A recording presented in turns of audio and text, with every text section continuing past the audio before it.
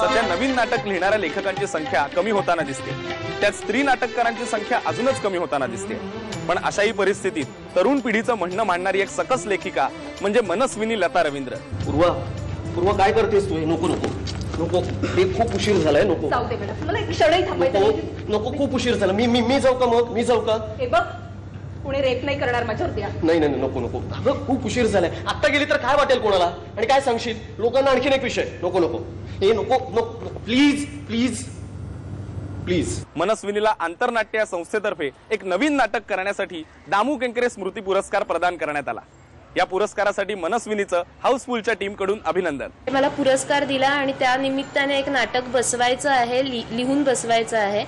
तर मला वाटतं आंतरनाट्याची मी खूप आभारी आहे त्यासाठी, कारण आज प्रायोगिक नाटक करताना सगळ्यात मोठा प्रश्न असतो तो आर्थिक। म्हणजे नाटक लिहिण्यापासून विचार करतो, म्हणजे मी विचार करायचे की नाही आपण कमी पात्रांचं करू, किंवा दिग्दर्शन करताना नाही सेट कमी हवा, म्हणजे ह्या दृष्टीनेच लिखाणातही काटकसर केली जायची, दिग्दर्शनात काटकसर केली जायची।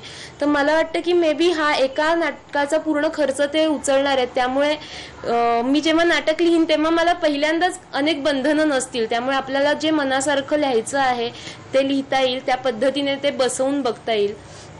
तर मला वाटतं हे खूप महत्त्वाचं आहे कुठल्याही प्रायोगिक नाट्यकर्मीसाठी की अशा पद्धतीचा उपक्रम राबवणं। पण मला एक कळत नाही, मुंग्यांच्या दोन रांगा आहेत, इकडून येणारी दुसरी जाणारी, ते झुरळाला खाऊन नेतायत कुठे नेमकं?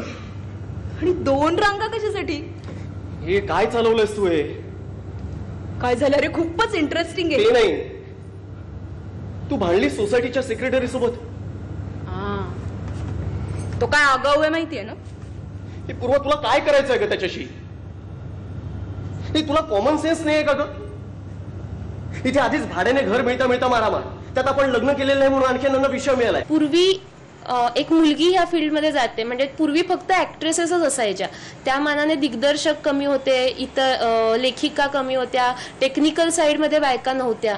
पण आज मोठ्या प्रमाणात मुली त्या फील्डमध्ये येत आहेत, तर त्याही एक मी मुलगी आहे म्हणून नाही, त्या एक मुलगा मुलगी बरोबरीने काम करतात। त्यामुळे मी काम करताना मी एक मुलगी आहे आणि मला एक वेगळी ट्रीटमेंट मिळावी असा अप्रोच नसल्याने कदाचित मला वाटतं हे बरोबरीचं नातं हळूहळू प्रस्थापित होतं आहे।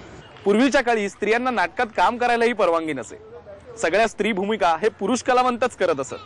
पण आता काळ बदललाय, आता विविध क्षेत्रात आघाडीवर महिला दिसू लागल्या। या सगळ्या गुणी स्त्री कलावंतांचं मनापासून अभिनंदन। तर आता वेळ झाली आहे निरोप घ्यायची, आपण आता भेटूया हाऊसफुलच्या पुढच्या भागात, तोपर्यंत बाय बाय।